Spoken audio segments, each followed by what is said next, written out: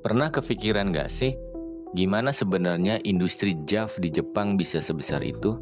Bukan cuma soal hiburan dewasa, tapi juga bisnis miliaran yen, teknologi produksi yang canggih, sampai budaya kerja yang unik.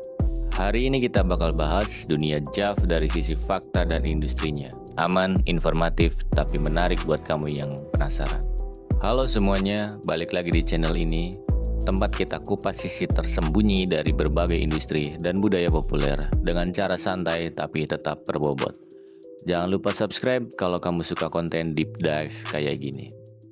JAV adalah singkatan dari Japanese Adult Video, yaitu industri film dewasa yang diproduksi di Jepang. Tapi yang bikin beda, industri ini punya struktur yang jauh lebih rapi dibanding banyak negara lain. Mulai dari agensi talent, rumah produksi, proses casting, sampai marketing. Semuanya dikelola secara profesional. Bahkan, beberapa analis menyebut industri ini sebagai salah satu sektor hiburan niche paling stabil di Jepang. Setiap tahunnya bisa ada ribuan judul baru dirilis. Artinya, demand pasar memang nyata. Ada 3 faktor utama. Yang pertama, budaya konsumen digital. Jepang termasuk negara dengan adopsi teknologi tinggi sejak awal. Ketika internet berkembang, distribusi konten jadi makin mudah. Yang kedua, produksi yang cepat dan adaptif. Studio di Jepang terkenal responsif terhadap tren. Konsep baru bisa langsung diuji ke pasar. Yang ketiga, sistem idolisasi. Beberapa performer bahkan punya fanbase loyal.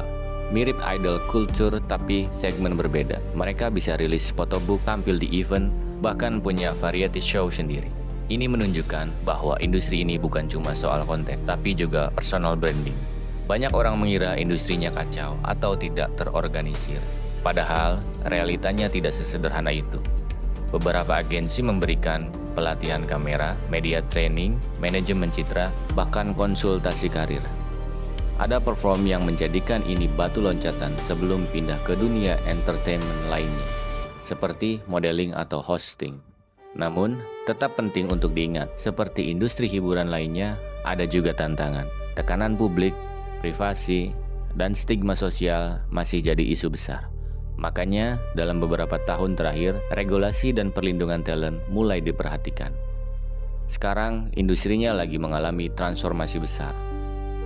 Streaming menggantikan DVD, AI mulai digunakan untuk editing, dan strategi marketing makin global.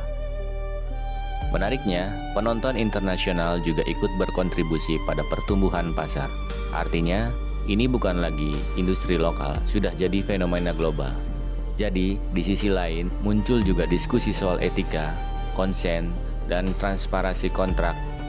Topik-topik ini makin sering dibicarakan, terutama oleh agensi muda Jepang.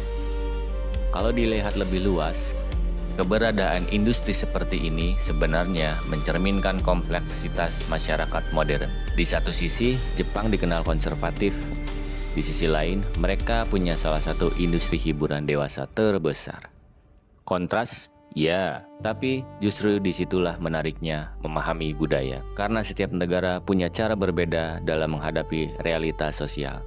Jadi, sekarang kamu tahu, dunia JAV bukan cuma soal sensasi, tapi juga bisnis, budaya, dan perubahan zaman. Menurut kamu gimana?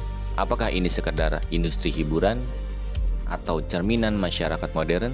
Tulis pendapat kamu di komentar, tapi tetap diskusi dengan respect ya. Dan kalau kamu suka konten yang ngebuka wawasan kayak gini, jangan lupa subscribe.